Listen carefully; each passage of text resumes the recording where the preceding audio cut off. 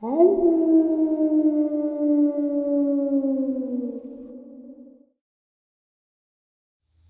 and salutations, everyone, and welcome to today's bonus upload. Before we jump into it, a couple links. As many of you know, I rely on Patreon, PayPal, channel membership, and the merch to help the channel to continue to grow and go. Links to Patreon, PayPal, and channel membership is in the description below. Merch displayed directly under the video. Also, Dogman Frightening Encounters, Volume 1 through 3, the audiobook versions. They were written and researched by Tom Lyons, narrated and produced by me, Jeff Nadolny. Those audiobooks are available on Audible, Amazon, and iTunes, links to which are also in the description as well.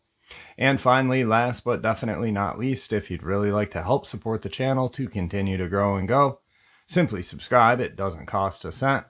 Click that like button, takes half a second. If you don't want to miss out on any of the informative uploads I put out daily, click that bell icon, and folks, please leave a comment. Why? Well, because all these things really do help this channel to continue to grow and go. And yes, folks, they definitely do matter. Now, everyone, I have taken far too much of your time. Let's jump into today's bonus, shall we? Alright, guys, so tonight's bonus upload, I have got some Michigan Dogman encounters, an encounter out of Oregon. Also, I have some very interesting Michigan Dogman photos. First set of photos we are going to look at are from a subscriber, and he shared these photos with me, stating that they were from a Trailcam he had set up out in his woods behind his house in Michigan, and he has seen multiple dogmen surrounding his property. And supposedly, like I said, I was not there. He had captured these on his trail cam. Now, the first one we're going to look at is, and I apologize, I can only, these photos are only 9:16. That's all YouTube grants me. But you can actually, the first one you can see is it's eye set. Supposedly it's eye set, and you can kind of see that it's kind of have a dome-like head structure. Then there's a photo that we're going to look at of fur, and then another photo where apparently it was trying to take down his trail cam with its mouth. You can see a large canine. He had said that he had a few trail cams set up on his property at one point, and one of his trail cams had just been mauled beyond repair, or the damage was so extensive that he couldn't use it anymore. And he thinks that this photo that he captured with its mouth is what this one was trying to do. You can actually see the canine tooth. And it has, if you really look at these teeth, they almost have a square to them with that canine in the back. So I'm not sure. I didn't take them. I'm just going off of what this gentleman said to me. But I've looked at them. And like I said, you can look at the mouth structure and see the canines. But then the front teeth don't look like dog teeth at all. They don't look like feline either, like a wild, mountain lion, cougar, wolf, whatever. These very strange looking teeth. So these are the photos from a Michigan subscriber, and supposedly Michigan Dogman. Now, the photo that we are going to see throughout the rest of the video is supposedly a photo taken in Onaway, Michigan, by a teenager in the back of his parents' car back in 2004. They had passed it, and he turned and took this photo.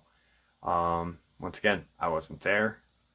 I'm just sharing it with you to see what you guys think, but I do have some really awesome Michigan encounters. I also have a really interesting video clip to share with you that'll be in this video as well. So let's get into the rest of it. Today's first encounter comes to us from Oregon.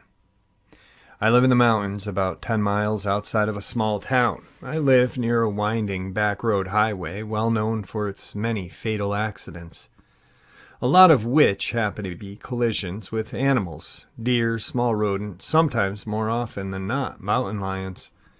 I grew up in the country my whole life, so I've seen just about every wild animal my side of the state has to offer, whether alive or roadkill.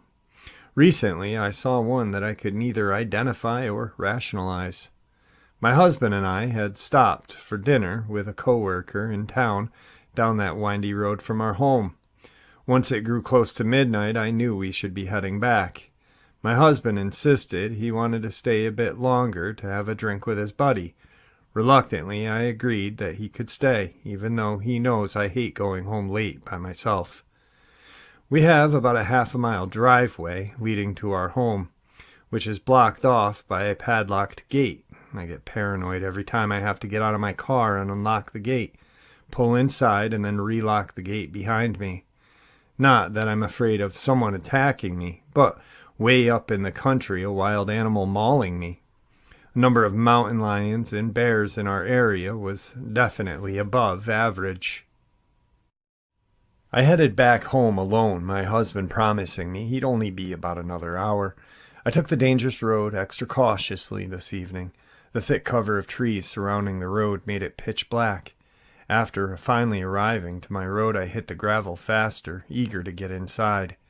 What I saw next made me slam my brakes so hard I fishtailed a bit, scattering gravel every which way. What I saw, barely 2 feet from my car, was incomprehensible. It looked almost human figure at first. It appeared emaciated. Its ribs stuck out so far they took a barrel shape. It was hunched over, but if it stood straight, it'd have to be at least 8 feet tall. Tufts of matted fur all over its body. What skin shone through appeared mangled, mutated. Long limbs almost resembling human arms, but too thin and discolored. Its legs arched like wolves'. It had no sign of a human face. The face had what seemed to be a snout that contained a sharp set of canine teeth that showed as it snarled at me. My eyes locked with its piercing yellows. It stared me down for what felt like an eternity. Then all of a sudden it broke our gaze, swiftly disappearing into the woods. I was so scared I sat in my car until my husband arrived home an hour later. He had to knock on my window to get my attention. He questioned me about it once. We were safely in our home. I've been dealing with paranormal experiences with spirits since I was a child, but my husband says he has never seen me this shook up before. I guess I'm not good with something that can rip me limb from limb. I'll take a ghost over this creature any day.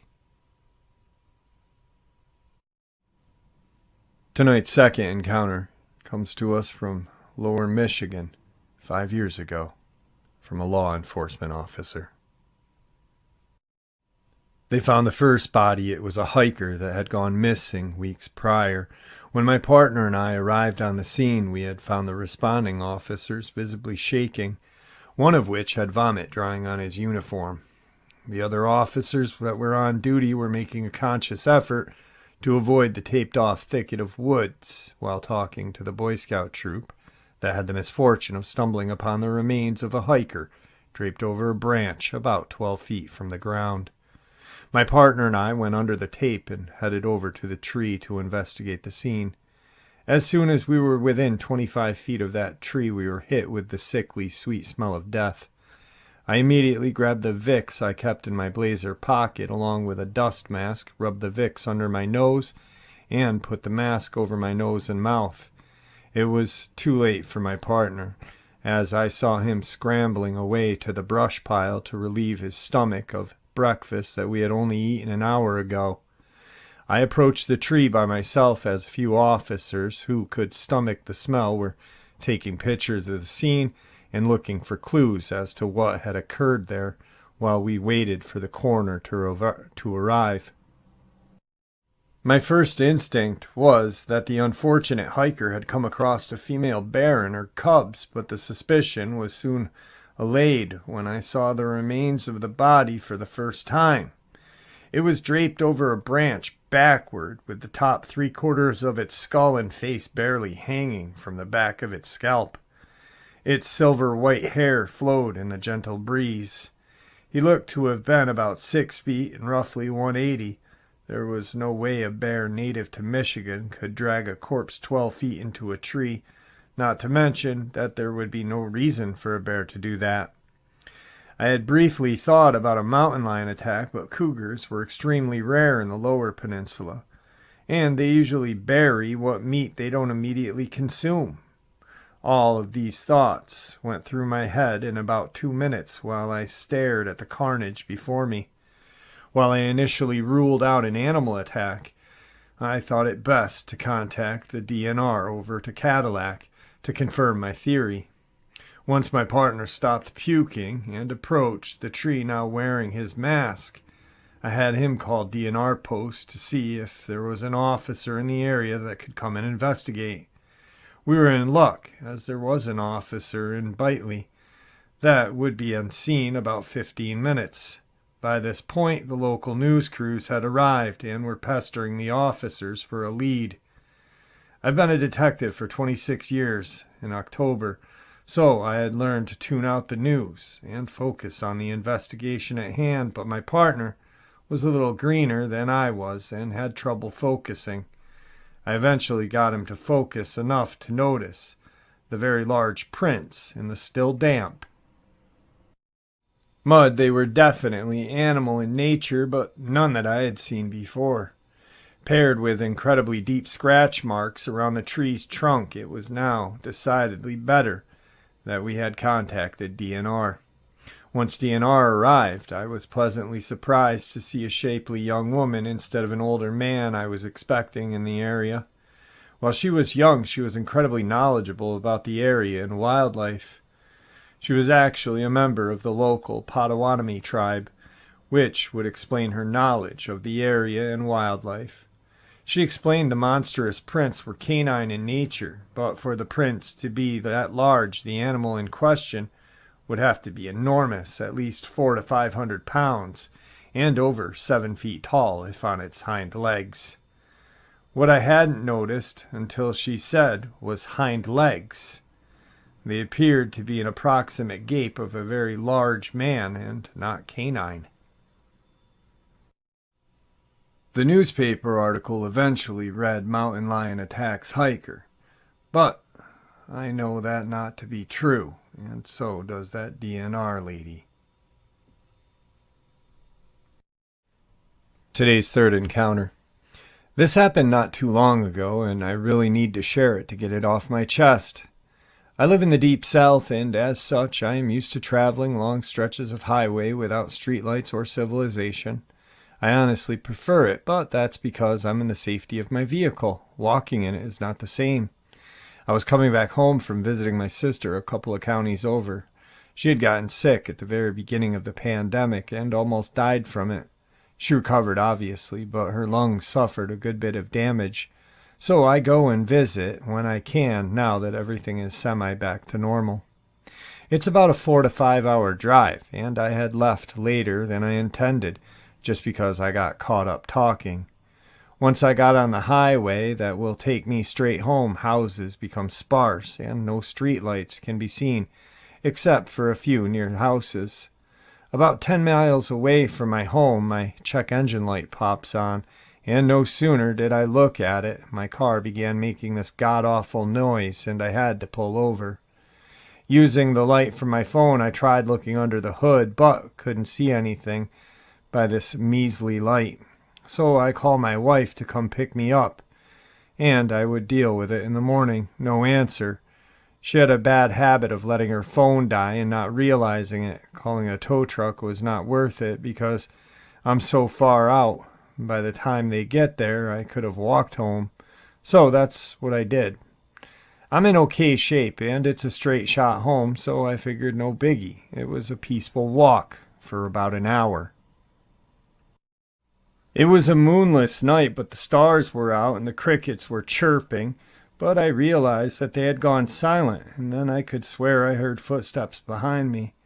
I stopped, and nothing. I guess it must have been my steps echoing, and I start walking again.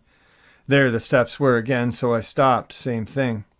I was a bit freaked out now and decided to experiment. I began walking again, and when I heard the steps, I increased my speed slightly. I could still hear the other steps matching my own. So, as a final test, I stopped suddenly. I heard 2 extra steps behind me. Now I know something was following me. My mind raced. Was it an animal? A meth head thinking they were going to rob me. As I was standing still, wondering what the hell to do, I heard 1 heavy step, and that's all I needed. I bolted.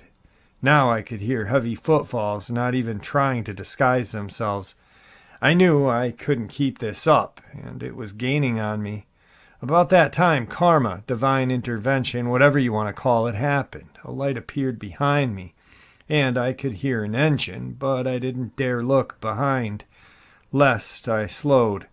A second or so later, a truck skidded to a halt next to me, and I heard a voice shout, "Jump in." I didn't need to be told twice.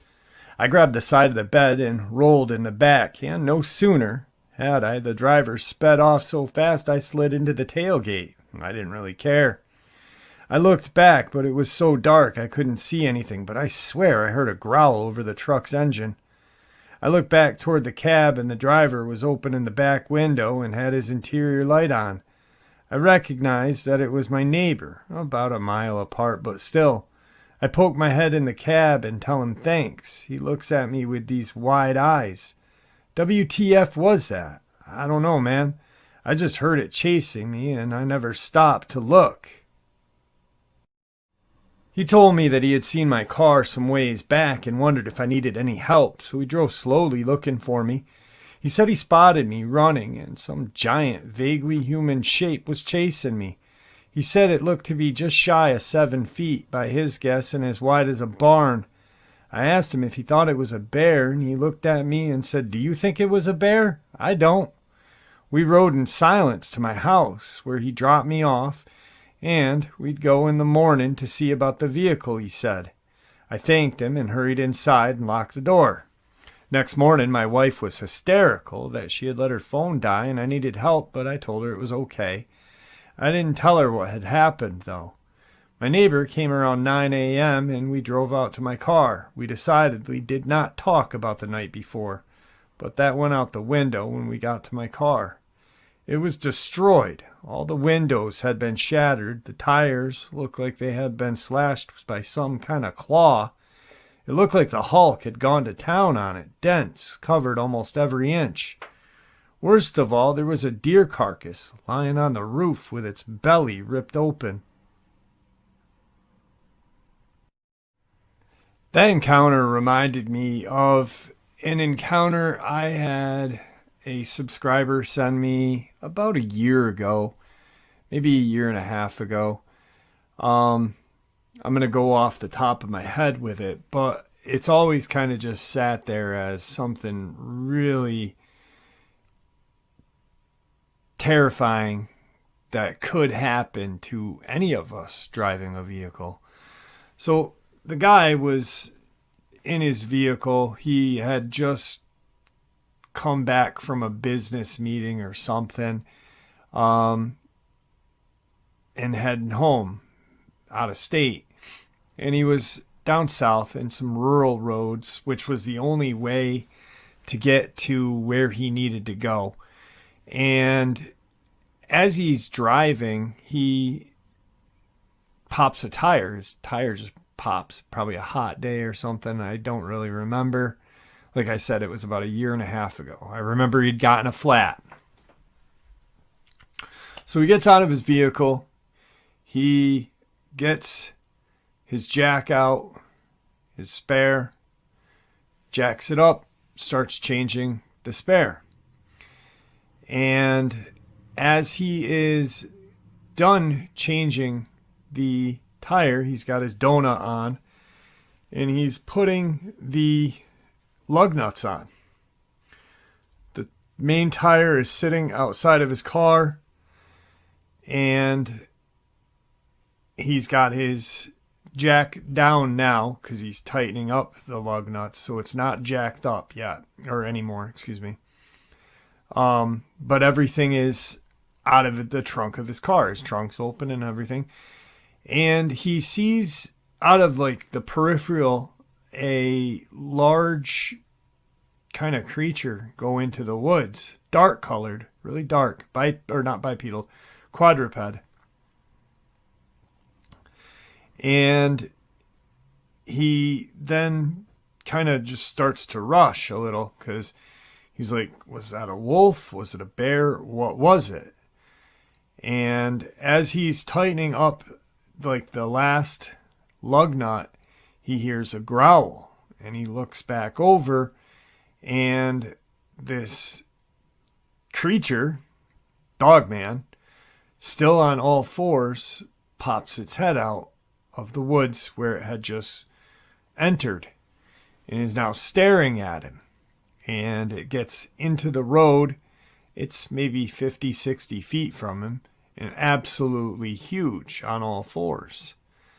Well, he's got his tire iron in one hand.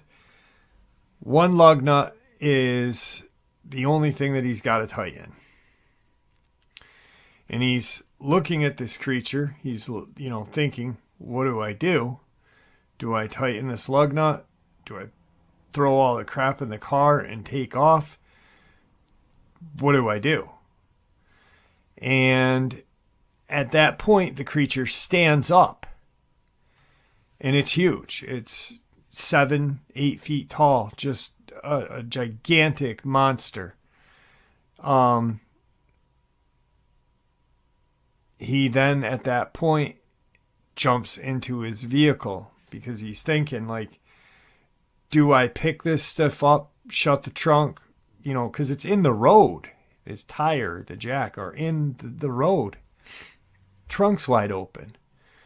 Or do I just get in my car and go? Or get in the car, lock the door, and wait for it to go? Well, he gets in his car, and that's when all unrational thinking goes. And he punches it and gets out of there, starts the car and goes, leaving the tire iron, and the jack on the side, or not on the side of the road, in the middle of the road, where he had, it's not in the middle, it's not on the yellow line, but it's in the roadway. And he said as he passed the creature, the Dogman reached for his door, missed. But as he's driving down the road, he starts to think about the experience. And he's like, if I had not noticed it, it would have gotten me while I was tightening the lug nut, because it was silent. The only thing that gave it away was the growl.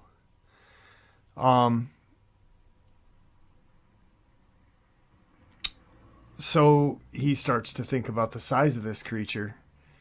And he's like, if I had stayed, this thing could have ripped the door off of the car, and I would have been just gone or dead on the side of the road. And yeah, it was about 1.5 years ago, because that experience then led me to think about Nancy Shaw, Dr. Nancy Shaw, who mysteriously was found in a ditch on the opposite side of the road from where her car was, car door wide open, and she's found in a ditch. A very prominent doctor. She's super smart, had a lot of people looked up to her. and this and that. Well, when they found her car, they found it pulled over to the side of the road, and she's in a ditch, badly, ripped up, attacked, just clearly attacked, bite marks, claw marks, and doors wide open. And then, like a year or two later, they try to say, this is in the middle of nowhere on Skyline Road in Georgia. And then they try to blame it on some guy like a year later and say it was his dog that did it. But there's just no way that this would have happened. Something very, very crazy and mind-blowing happened that evening for a doctor to, get out. The only thing I can think of is maybe the Dogman was playing dead, or kind of sticking out of the ditch just so the doctor couldn't get a size per, get that size view. How big is this? Oh, it doesn't look too big. Let's get out and see if we can help it. But yeah, these things are crazy. They're tactical. They're monsters. They're killers. The apex predators. We are not at the top of the food chain when it comes to these things. Anyway, moving on. Today's fourth encounter. When I was around 12, roughly 12 years ago, myself and my grandmother and uncle went to Jasper, Canada. Given how I was born in Canada itself, nothing weirded me out when it came to the woods and nature as a whole. I've seen and heard deer before and saw a slew of animals. I don't remember much from the trip other than bits and pieces, but what I do remember was arriving at the hotel and climbing up the steps to the second floor. The hotel had a parking lot in the front of the road. I remember waking up one morning in the hotel while my grandmother and uncle were still asleep, walking over to the window to peer out from behind the blinds to see a fox standing in the middle of the road. It looked like it had been run over, given how odd it was shaped. Concerned by its safety, I wanted to wake my grandmother up and simply run out there and check on it. I felt my stomach sink when it turned to face me. Its head looked bruised and misshapen, which I wouldn't have ruled out if it had been run over. But it was also standing on its hind legs. I turned my head away from the window and yelled for my grandmother to wake up, who slept in her bed just a couple of feet away from me, before I looked back and I saw this thing walk on its hind legs to the side where the building hid my view from the rest of the road. I looked completely insane when my grandmother moved me aside and saw nothing on the road, even going as far to open the door and peer down both ends of the walkway, and nothing. Regardless, I can say with confidence, I'm not going back to Jasper. And tonight's final encounter before we check out a few video clips. This next encounter, though, has a couple of very strange experiences that happen in the Philippines. Now, I've done a couple of subscriber experiences from the Philippines. There's been multiple sightings of Dogmen, the Aswang, which is this kind of witch-like creature that feeds on babies, and this is all culturally accepted. The Filipinos really have like a very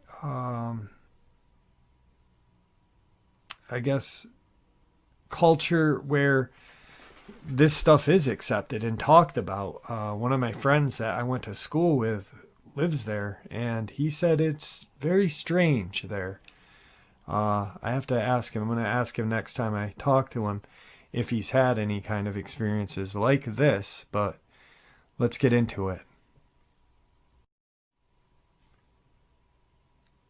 I've been going to school in the Philippines for the last couple of months, studying abroad due to the combination of my parents not wanting to look at me not being able to stand being at home, and it being super cheap, all under the guise of me learning more about my family's culture. This country's weird. And I don't mean it in that way. It's not like America kind of way, though I've had those moments once or twice. There's this energy here, not a hustle or bustle type energy, no. Laugh at me all you want. It's almost mythical. There are all sorts of things that lurk in the dark here, and people accept it as a daily fact of life. Walking back to my apartment in the middle of the night with some friends, we passed an old abandoned churchyard. Creepy enough as it is, but it gets worse when I saw this smushed face. I've assigned these things all nicknames because just thinking about these things and writing them down freaks me out. We take comfort any way we can, right? My way is assigning these things names that freak me out. Smush face, well, it was this skinny dude, except half of its face was caved in and scraped into a reddish-brown pulp, like a fatal motorcycle accident that decided to get up and walk. Except walk is not right. It kind of jerked here and there, like those Silent Hill nurses, but clearly less bosomed. I knew what I had to do. Generations of my family had stood up in the darkness and laughed. I shoved my hands in my pockets, lowered my head, and kept walking. That particular legacy is not mine to carry. The confident laughter echoing in my head faded into the night. My friend, one of the group, sided up next to me, head down and arms crossed, almost wrapping them around himself. "Do you see that thing too?" I peered out of the corner of my eye, seeing the figure jerking towards us. Yeah, we kept walking, taking as much comfort as we could in our friend's jokes and laughter. The thing vanished as soon as we were far enough away from the churchyard. Some other things, however, just have no explanation or reason. The way it was explained to me when I was younger is that weird things exist in our world, and they do weird stuff. Some are malicious, and sometimes we spot them just going about their business, and are lucky enough to not be on the receiving end of their attention. If you are that lucky and can shake off that moment of terror, then it really makes for quite a sight. Sadly, step 2 has proven difficult for me. There was another time I walked past a graveyard on my way to a study group. Noticing movement from the corner of my eye, I peered through the gate. There was a dark moving figure. I mean, really dark, like a living shadow, fluid and stark against the grays. It wasn't a trick of the light either. Normal shadows don't play off of light like that in late afternoon. They just don't. I vaguely humanoid shape slunk and climbed, sticking to the shade as it continued its rather feline movements. It leapt from the ground to the top of the mausoleum, and that's when I decided to just leave and run to my friend's house. One other time I was crossing a bridge, and I looked down and across. Stretching out into the water was this ramshackled pier, falling apart in that way that crappy handmade piers do. A creature was sitting on it. It had dog's head and a human-like body. The head and the fur coating the body reminded me of a dingo, at least from where I stood. Its arms were very long and elbows touched the ground. One leg was drawn up, but the other one dangled in the water. It looked almost... I don't know how to explain it. I started staring and whispered, "WTF?" Then I started to run, and I jumped on the next bike taxi I saw. Alright guys, some very chilling encounters, some very interesting photo, supposedly of the Michigan Dogman. The one from the subscriber out of Michigan is pretty interesting too. And I can't say without a shadow of a doubt that they're real. I can only say, hey, this is what was shared with me. This is what I'm sharing with you. And I let him know that, firsthand. I said, listen, this is how it's got to be. I can't say, without a shadow of a doubt, guys, this is an actual Michigan Dogman photo on a trail cam. All I can say is that you said they were, and I'll share them.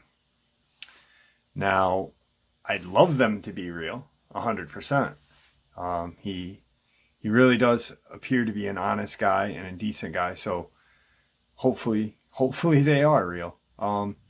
Now I've got a video clip of a Bigfoot crossing over into some woods. Pretty interesting. Not really sure if it is or isn't. You decide.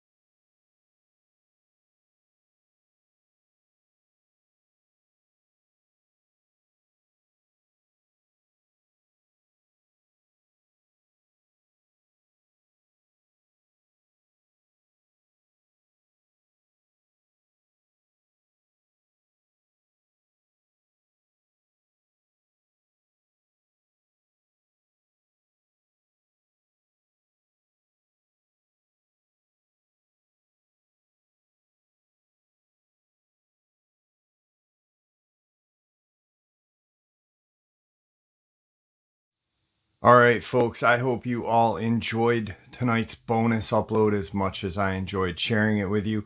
I'd like to thank you all for supporting this channel. It is your support, after all, that helps this channel to continue to grow and go. And honestly, what gives people a place to share their experiences, ideas, and theories, ridicule and judgment free, just treated with the respect that we all deserve. Thank you. Everyone stay safe, happy, healthy, and ever vigilant, keeping an eye on our children, pets, family, and friends. These creatures are real. They are out there, and they are definitely dangerous. Share this information with those you love and care about, and it may just help save their lives someday. Until next time, never stop asking questions, never stop searching for answers or the truth, and God bless.